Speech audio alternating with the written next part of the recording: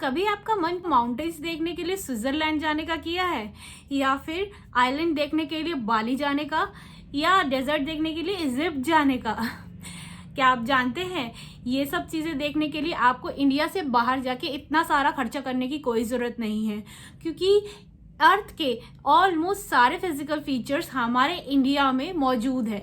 जी हाँ, अब आप सोच रहे होंगे एक ही कंट्री में इतने सारे फिजिकल फीचर्स, तो मैं आपको बता दूं हमारा इंडिया है ही इतना खास कि इस एक ही कंट्री में अर्थ के सारे फिजिकल फीचर्स मौजूद हैं, चाहे वो माउंटेन हो, प्लेटूज हो, या फिर प्लेन हो, आइलैंड हो, या फिर कोस्टल प्लेन्स हो। तो चलिए आज हम इंडिया के फिजिकल फीचर के बारे में पढ़ेंगे। मेरा नाम भारती है एंड बियॉन्ड द ट्यूटर में आप सब लोगों का स्वागत है। इंडिया के फिजिकल फीचर्स को 6 पार्ट में डिवाइड किया गया है: the Himalayan mountain, the northern plain, the peninsular plateau, the Indian desert और the coastal plain and the island. तो चलिए द हिमालय माउंटेन से स्टार्ट करते हैं। Himalaya mountains geologically young mountains हैं। जी हाँ, ये कई मिलियन ईयर्स पहले फॉर्म हुई थी, लेकिन बाकी के माउंटेन्स और रिलीफ्स उससे भी पहले फॉर्म हुए थे। इसे फोल्ड माउंटेन कहते हैं। इसे फोल्ड माउंटेन क्यों कहते हैं, ये जानने के लिए पहले हमें फॉर्मेशन ऑफ हिमालय समझना होगा। तो चलिए जानते हैं कि हिमालय आखिर बना कैसे। हिमालय का फॉर्मेशन प्लेट मूवमेंट के कारण हुआ है। अब ये प्लेट क्या है? अर्थ का जो क्रस्ट है और मेंटल का अपर लेवल मिलके लिथोस्फीयर बनाता है, जिसे प्लेट भी कहते हैं। ये प्लेट मूव करती रहती है। प्लेट टेक्टोनिक थ्योरी के अनुसार हमारा जो क्रस्ट है वो 7 मेजर और कुछ माइनर प्लेट से जुड़कर बना है।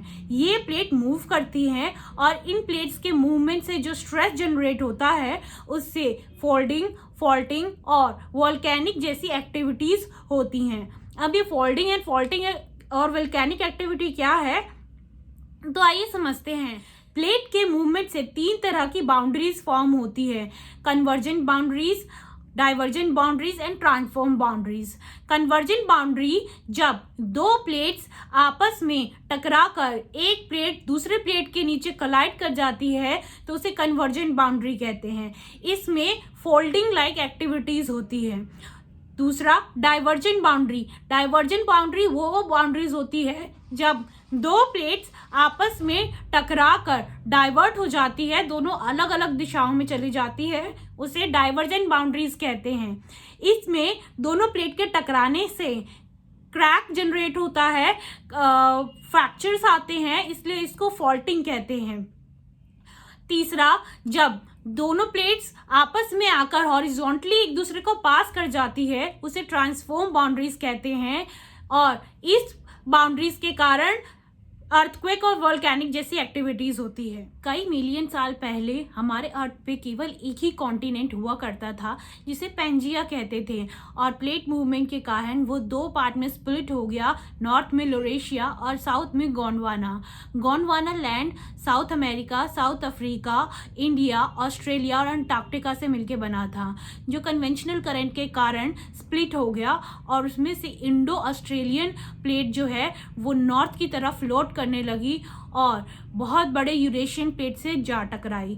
उससे टकराने के कारण टेथिस सी का जो जियोसिंक्लाइन था और जितनी भी सेडिमेंट्रीज थी वो फोल्ड हो गई और फोल्ड होके ऊपर की तरफ उठ गई और एक माउंटेन भी फॉर्म हो गई, जिसे आज हम हिमालय के नाम से जानते हैं, और इसीलिए हिमालय को फोल्ड माउंटेन भी कहते हैं। हिमालय इंडिया के नॉर्थ में वेस्ट टू ईस्ट एक गोलाई में 2400 किलोमीटर तक फैली हुई है, और चौड़ाई की बात करें तो कश्मीर में 400 किलोमीटर और अरुणाचल प्रदेश में 150 किलोमीटर तक फैली हुई है। हिमालय इंडिया के नॉर्दर्न बाउंड्री पे वेस्ट टू ईस्ट डायरेक्शन में Indus river to Brahmaputra river तक फैली हुई है, और वर्ल्ड की लॉफीएस्ट और रग्ड माउंटेन्स यहाँ पे मौजूद है। लॉफीएस्ट मतलब ऊंची और रग्ड मतलब अनइवन एंड ब्रोकन माउंटेन्स यहाँ पे मौजूद। हिमालय 3 पैरेलल रेंजेस में डिवाइडेड है, जिसमें सबसे ऊपर है हिमाद्री, देन हिमाचल और उसके बाद शिवालिक। हिमाद्री की बात करें तो इसे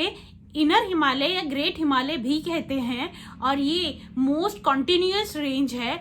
हिमालय के सारे प्रोमिनेंट माउंटेन्स यहीं अवेलेबल है, जैसे कि माउंट एवरेस्ट, कंचनजुंगा, नंदा देवी, यहाँ के माउंटेन्स बहुत ऊंचे होते हैं, इनकी हाइट लगभग 6000 मीटर होती है।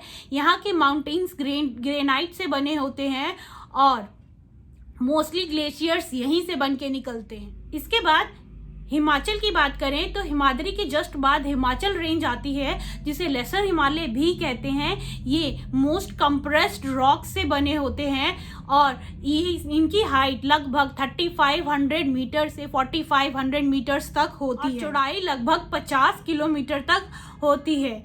इसके कुछ इंपॉर्टेंट रेंजेस है Pir Panjal, Dhauladhar and Mahabharata. In ranges में कुछ फेमस वैलीज भी मिलती हैं, जैसे कि कश्मीर की कांगड़ा वैली और हिमाचल प्रदेश की कुल्लू वैलीज। सबसे लास्ट में शिवालिक रेंज है, जो 10 किलोमीटर से 50 किलोमीटर तक फैली हुई है। ये नॉर्थ से आने वाली नदियों के सेडिमेंट से बनी हुई है। इसके यहाँ के माउंटेन्स की एवरेज हाइट 900 मीटर से 1100 मीटर तक है। ये मोटे मोटे पत्थर और मिट्टी से भरी हुई है। लेसर हिमालय और शिवालिक के बीच की जो वैली है उसे दून कहते हैं, जैसे देहरादून, कोटली दून और पातली दून। हिमालय का डिवीजन हम रिवर वैलीज के अकॉर्डिंग भी कर सकते हैं। इंडस रिवर से सतलुज रिवर तक का जो हिमालय है उसे पंजाब हिमालय कहते हैं और सतलुज रिवर से काली रिवर तक का जो हिमालय है उसे कुमाऊन हिमालय कहते हैं। काली रिवर से तीस्ता नदी तक जो हिमालय है उसे नेपाल हिमालय कहते हैं और तीस्ता नदी से देहांग रिवर तक जो हिमालय है उसे असम हिमालय कहते हैं। ब्रह्मपुत्र नदी हिमालय का ईस्टर्न मोस्ट पॉइंट है। दिहांग गॉर्ज के बाद हिमालय एक शार्प साउथ टर्न लेती है और इंडिया के ईस्टर्न मोस्ट बाउंड्रीज के पैरेलली चलती है। नॉर्थ ईस्टर्न स्टेट से होके गुजरती है। इसे पूर्वांचल और ईस्टर्न हिल्स कहते हैं। ये सैंडस्टोन और हार्ड रॉक से बनी हुई होती है और पूरी तरीके से फॉरेस्ट से कवर्ड रहती है। इससे कई वैलीज वगैरह गुजरती हैं। इसके कुछ इम्पॉर्टेंट हिल्स हैं, जैसे कि Patkai hills, Naga hills, Manipur hills, Mizo hills. तो हिमालय की जानकारी तो यहीं ख़त्म होती है और नेक्स्ट वीडियो में हम नॉर्दर्न प्लेन के बारे में जानेंगे। तो अगर आपको हमारा ये वीडियो अच्छा लगा तो प्लीज़ लाइक एंड सब्सक्राइब करना मत भूलिएगा and thank you for watching.